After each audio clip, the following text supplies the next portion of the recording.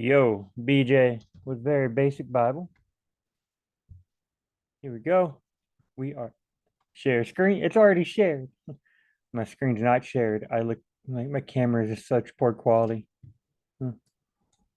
I don't care. It shouldn't matter what quality my camera is. We should be looking at the Bible. We should be worried about the Bible. If the picture's a little crappy, if the picture quality is a little low, if the audio quality is a little wonky, all audio quality is bad. If you can still see the Bible and you can still hear the teaching and you can still learn, why do we care? But for some reason, some people, ooh, the video, and they just change it. You know, it it'd be like here's a Bible. Oh wait, this Bible has smudges on the page. I can't use this Bible. I can only use a pretty clean Bible. Um, these things get into our mind. On Sunday morning, I get up to preach. If I happen to be wearing a t-shirt rather than a nice button-down shirt, and people look at me and all they can think is t-shirt, t-shirt, okay, got some sanctification to be doing. Listen to the word preached. That's what we're supposed to be focused on. That's what I would think, and I admit I've had a hard time in the past. I've been like, oh, I can't not pay attention to that thing instead of the Bible. So what do? I try to really focus my mind on the teaching and on the Bible and such. And I've been able to get past the other stuff. Did that yesterday. Listened to a really bad recording of some a Bible lesson through 2 hours of a Bible lesson, two different lessons through Matthew chapter 4, verses 12 to 18 and 18 to like 25. Yeah. Let's go read that, in fact. Go right up here to the little dots in the top left. Genesis, Exodus, Numbers, Deuteronomy. There's the books of the law. Right down here is the historical books before the exile. When you hit Ezra, Nehemiah, and Esther, after the exile. Then you get into wisdom literature: Job, Psalms, Proverbs, Ecclesiastes, Songs, Song of Solomon, right there. Then the prophets, the early prophets: Isaiah, Jeremiah, Ezekiel. Hosea is a later prophet. Then you got the minor prophets. Ezekiel's kind of in between. Isaiah is way before. Jeremiah and Ezekiel are right whenever the the the place is getting destroyed, or just as it has gotten destroyed. Ezekiel. Um, Hosea, Amos, Obadiah, Jonah, Micah, Nahum. Yeah, that's before the exile, right? Um, some of those even before the Assyrian exile. I think Isaiah and Hosea even before the Assyrian exile. Maybe Amos. Yeah. The Assyrian and the northern kingdom got exiled first by the Assyrians. Then the southern kingdom of Judah got exiled by the Babylonians. Yeah. Joel, people are like, we don't know when it's set. And some people, it's really early, it's really late, I think. But we do know this. Uh, uh, Habakkuk is after the southern exile because it's talking about the Babylonians. I believe Nahum's talking about the Syria coming. Zephaniah, I believe, is talking about Babylon coming. But Haggai, Zechariah, Malachi, those are all post-exile, post the entire exile. The northern and southern kingdom gone. Haggai, Zechariah, Malachi are after they come back. Now, they're only people from the southern kingdom of Judah, the line of David, that we know comes back. Israel, the people up there, and then they come back. Uh, but Jews in general came back here. That's what we can say. The reason why we focus on Judah, of course, is David from Judah. And then the line of David goes through a bunch of people and eventually gets to Jesus, Matthew, Mark, Luke, and John. Yeah. So now we're in Matthew. Chapter 4. Just chapter 4. I wish it would just open chapter 4. When I clicked on one of these, it's okay. We're going to start in chapter 12, verse 12. Now watch. Going to be no, just verse 12. Again, there's verse 12. When Jesus heard that John had been put in prison, he withdrew to Galilee. When Jesus heard that John had been arrested, he left Judea and returned to Galilee. Now, when he heard that John had been arrested, he withdrew to Galilee. Withdrew. He withdrew to Galilee. He withdrew to Galilee. When Jesus, now when he, it's like you can see the slight differences, but those slight differences are like just enough to make some people be like, whoa, whoa, whoa, I can't tell. A little bit of looking at it, you can tell, And having heard that John had been arrested, he withdrew into Galilee. That verse doesn't even tell us who the he is at all. If we just had that verse all by itself, just that verse, we'd never heard of anything else in the Bible. Somebody said, hey, look, guys, tell me what's going on in this verse. We'd go, some guy named John was arrested. And I guess John withdrew into Galilee, but how did John withdraw into Galilee, whatever Galilee is, being arrested? Maybe being arrested is different. You can withdraw when you're arrested. Like you get what I'm saying? Yeah. John withdrew to nope. See, we wouldn't know. We wouldn't know. Okay, anyway, so what do we want though? We want the chapter in parallel Bibles right here, parallel chapters right there. Don't go to this parallel translations, cross references, commentary, like parallel chapter. Boop. 1, 2, 3, 4, 5. Okay, let's go. 1 second.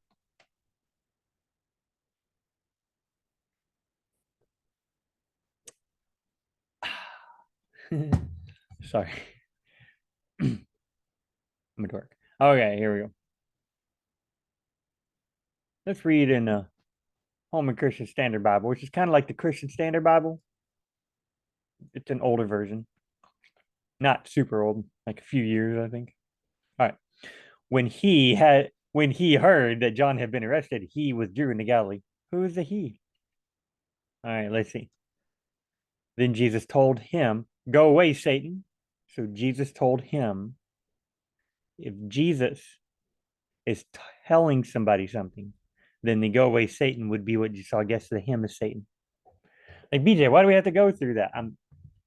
BJ, that's obvious. Very basic Bible. So basic that to some people, explaining it more will be more confusing. There was a friend of mine had this math class in college. He was a math major, and it was called I forget what it's called, but it was explaining how the math works. And I was like, well, it's easy. If you got one thing, you put them together. And he said, but why? I was like, what? What do you mean, but why? That's just what it is. He goes, no. Why did I was like, huh? Well, first time he got a D or a C, I think he said. So then he retook it because he wanted to get an A. I think he said he didn't get a B, and he settled with that.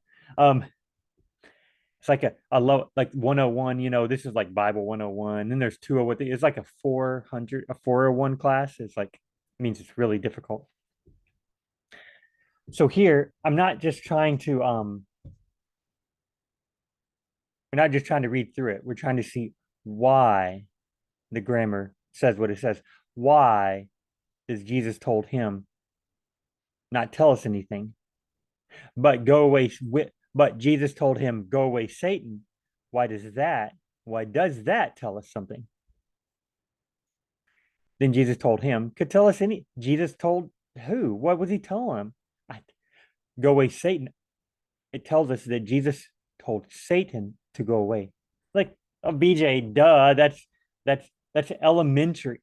I know. I'm sorry. For it is written, worship the Lord your God. Then the devil left him. So Jesus told him, then the devil left him. Pronouns are changing, right? Then Jesus told Satan, go away. Worship the Lord your God and serve only him. See, there's 3 hymns. Him, him. Yeah, I mean, so you got to get your pronouns correct. They're not like they're not the pronouns, they're pronouns. Subnouns, no, pro. They're like really we're, we're rooting for you, nouns. Go, nouns, go. We're a pronouns. Okay. Then the devil left Jesus, and immediately angels came and began to serve Jesus. When Jesus heard that John had been arrested, Jesus withdrew into Galilee. Are you sure it wasn't Satan? When Satan heard, because all this stuff, go away, Satan. So the devil left Jesus, and angels came and started attending Satan. Hmm. What if devils came and started attending Satan? Well, the focus is on Jesus.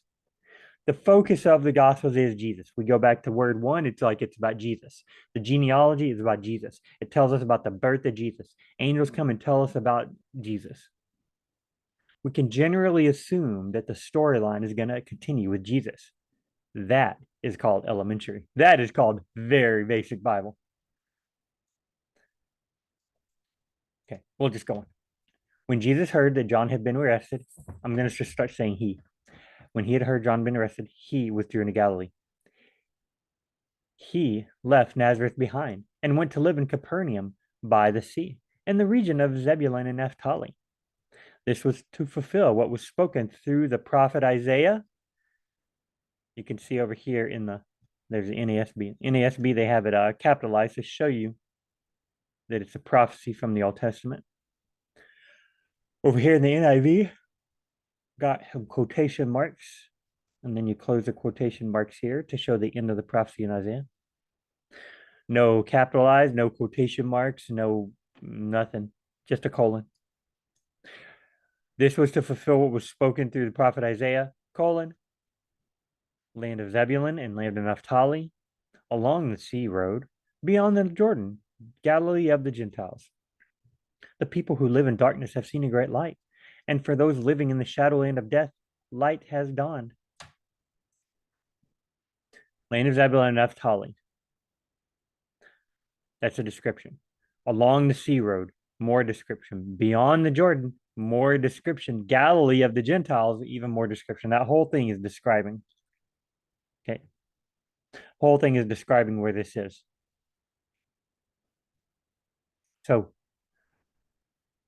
So who are we talking to? We're talking to this place.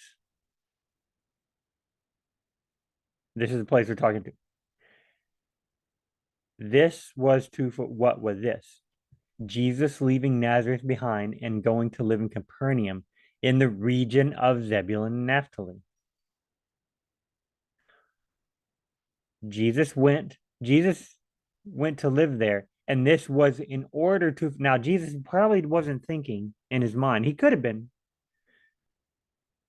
The scripture here probably isn't telling us to assume Jesus is thinking, I bet John was arrested. I'll go live in Zebulun and Naphtali. Hey, I'll fulfill that prophet in Isaiah. You know, the one that says that the Galilee of the Gentiles, Zebulun and Naphtali, they've seen a great light.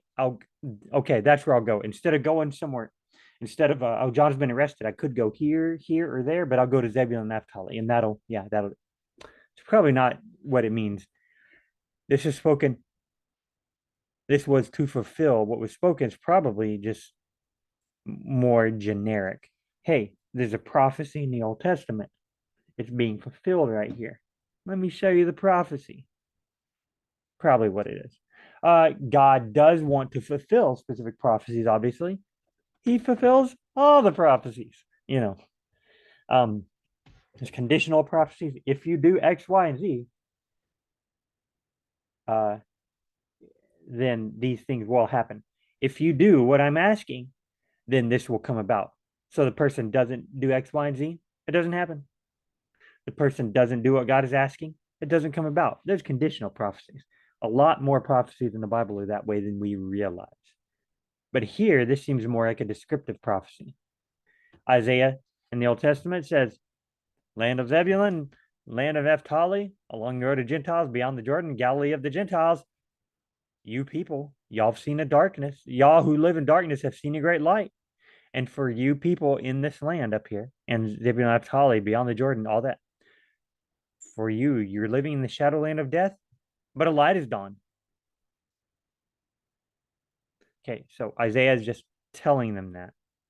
He's prophesying that, right?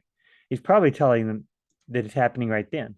And last time we looked at Isaiah, and he was. Isaiah 8. All right, let's see. The darkness turns to light. Is that it? Maybe it's 9. Let's go see.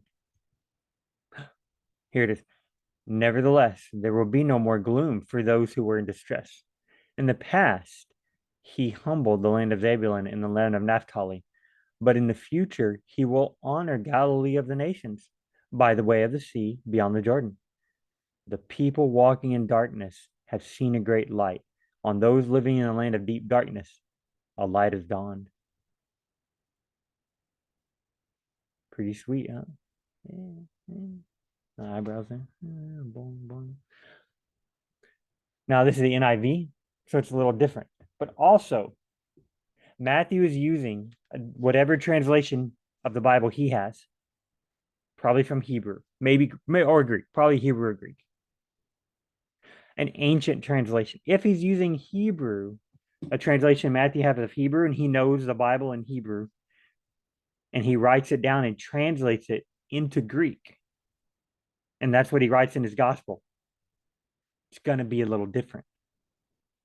The Greek's going to be a little different from the Hebrew, because then also we're going to translate the Greek into English. When you translate it, it changes a little bit. It's okay. It's okay. Changes a little bit, you know. Even if Matthew is using the Greek, he's using a really ancient translation.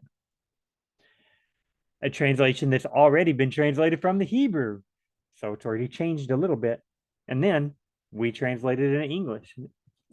Changed a little bit more. But also, if you look, Holman Christian Standard Bible, New International Version. Let's go look at the new, okay, NIV right here. Okay. The people living in darkness have seen a great light. On those living in the land of the shadow of death, a light has dawned. From that time on, okay, land of Zebulun and land of Naphtali, the way of the sea beyond the Jordan, Galilee of the Gentiles. The people living in darkness see a great light. On those who living in the land of the shadow of death, a light has dawned. Oh, by the way, the reason I'm doing this is because on Sunday I'm preaching on this. I'm preaching on a different part of this, but so I'm talking through it to teach myself. Yeah, yeah. I forgot to say that. A very basic Bible study along. Yeah. All right. Now let's go look at the NIV. We got NIV in the New Testament here. The English translation from the Greek that Matthew wrote in, which would have originally been written in Hebrew. Okay. Oh, wait, NIV. Nevertheless, there will be no more gloom for those who are in distress. Let's see. Okay, he starts off with land of Zebulun, land of Naphtali by the way of the sea, beyond the Jordan, Galilee of the Gentiles. Okay, right here. In the past, he humbled the land of Zebulun and the land of Naphtali, but in the future, he will honor Galilee of the nations by way of the sea, beyond the Jordan. So he leaves out in the past, he's humbled, and in the future, he will honor. He just goes land of Zebulun and land of Naphtali, Galilee of the Gentiles by way of the sea beyond the Jordan. And then over here, that's what it seems. Right here. See, land. He has humbled. Right here before. Okay. See where my cursor's at? He has humbled. Land of Zebulun and Naphtali. But in the future, he will honor. But in the future, he will honor the way of the sea beyond the Jordan, Galilee of the Gentiles. Oh, Galilee of the nations by way of the sea beyond the Jordan. So he's even got that a little out of order. It's okay. That's fine. Um, it seems like maybe Matthew's point is saying this is the future. He's doing it now. He's fulfilling it. So he doesn't have to say in the future. Maybe that's just my guess.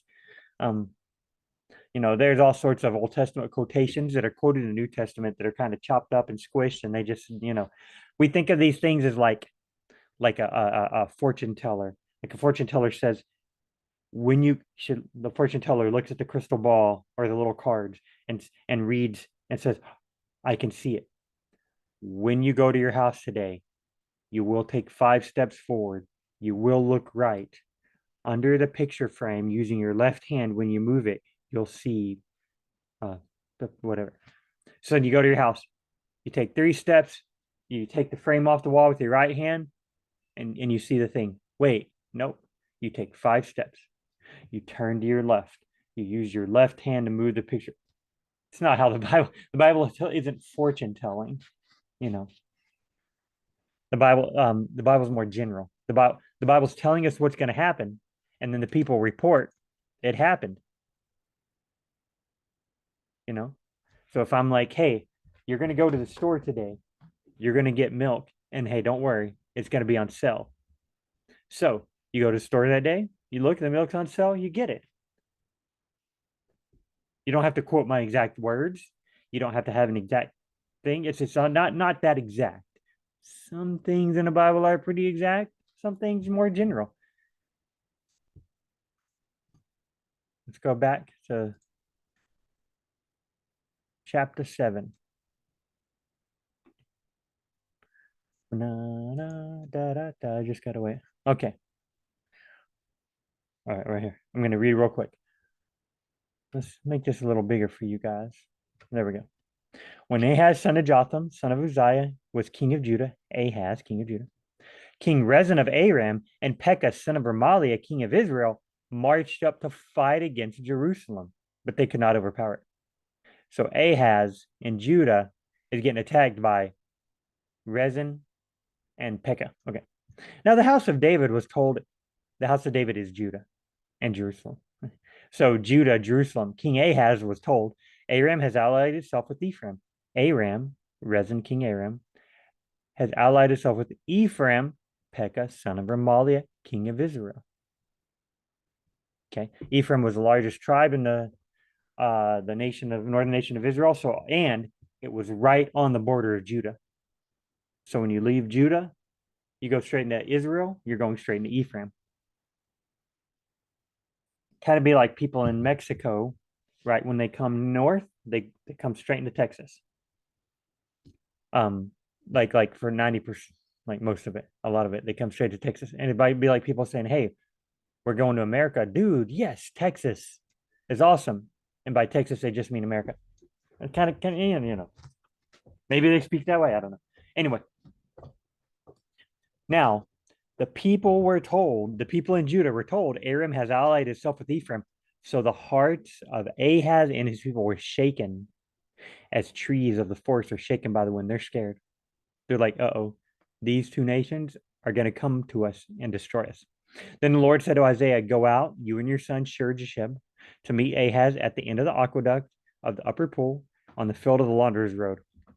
Say to him, here's what Isaiah the prophet is supposed to say to King Ahaz. Be careful. Keep calm. Don't be afraid. Don't lose heart because of these two smoldering stubs of firewood, because of the two stubborn, fierce anger of Rezin and Aram, and the son of Remaliah, Pekah, the son of Remaliah. Aram, Ephraim, and Remaliah's son. That makes it sound like there's 3 people. But Ephraim and Remaliah, Pekah, where is it at? Pekah, son of Remaliah. So Aram with Rezin and Ephraim with Remaliah's son have plotted your ruin, saying, let's invade Judah. Let us tear it apart and divide it among ourselves and make the son of Tabal king over it. So they're plotting to tear it up and give it a new king. Rezin with Aram, the king of Aram, and Pekah, son of Remaliah, the king of Israel, want to destroy Judah, and put a new king in its place. Yeah, this is what the sovereign Lord says. It will not take place. It will not happen. Won't happen. We're going to skip down because I'm taking way too long in this. Again, the Lord spoke to Ahaz. Is it the Lord? I thought Isaiah was talking to Ahaz. Whoa, that's awesome. Again, the Lord spoke to Ahaz. Capital Lord. So it doesn't say Isaiah, it says the Lord spoke to Ahaz. It's Isaiah speaking to Ahaz, but it's the Lord. It says representational, right? If if my wife told me, go tell the bank, here's what I said, and I told the bank, well, here's what my wife said. And they were like, well, what do y'all, well, my wife said, my wife deals with all the money. So I'm like, no, no. My wife just told me, I'm just representing her. When we were kids, my mom would say, go tell Patrick that, go tell your brother, I said, do this. So I go to my brother and say, hey, mom said do X, Y, and Z. And he goes, I don't care. And he leaves. And I go back and say, mom, he didn't do it. He just disobeyed me. No, mom. So right here, the Lord is speaking to Ahaz through Isaiah. Ask the Lord God for a sign, whether in the deepest depths or the highest heights. But Ahaz said, I will not ask. I will not put the Lord to the test. Ahaz, I'm not asking for a sign. But Isaiah didn't like that. Then Isaiah said, hear now, you house of David, the house of David, Judah. Ahaz is the king. He's representing the house of David. He's representing, Ahaz representing God. That's what Isaiah is here speaking for God, representing God. That's why it can say, again, the Lord spoke to Ahaz whenever it was Isaiah speaking to Ahaz. And here, Isaiah can call Ahaz house of David because Ahaz is representing the house of David. Ahaz is speaking for the house of David. Hear now, you house of David, is it not enough to try the patience of humans? Will you not try the patience of God also? Therefore, the Lord himself will give you a sign. The virgin will conceive and give birth to a son. We'll call him Emmanuel. He will be eating curds and honey. When he knows enough to reject the good and choose the right, for before the boy knows enough to reject the wrong and choose the right, before the boy is old enough to do that, the land of the two kings you dread will be laid waste. Virgin's going to have a baby. By the time the boy knows to reject the good and choose the right, I don't know, age 3, 4, 5, something like that. Only in a few years, the land they dread, gone. Like a few years seems like a long time, but back then, it wasn't that long. To us, 5 minutes is a long time.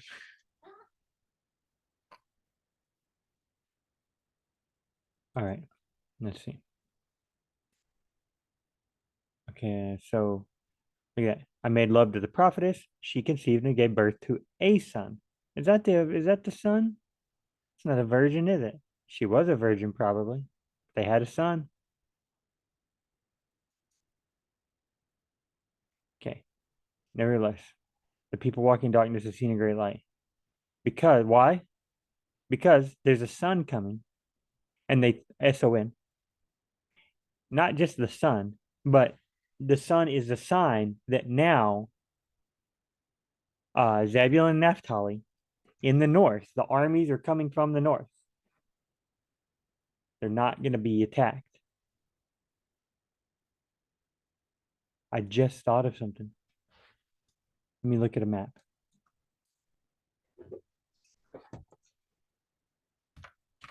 Map of,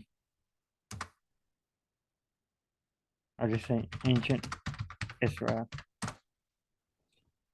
So the land of Zebulun and Naphtali, you've seen a great sign, right? Um, you've gotten the two kingdoms that are gonna come and attack. No longer. Images. Takes a second or two. Holy Land Sunday School rug. What it? Okay, that's the 12 tribes. I wish I had the 12 tribes and the surrounding nations. Oh, look at that. Okay, okay, okay. All right. Ancient Levant.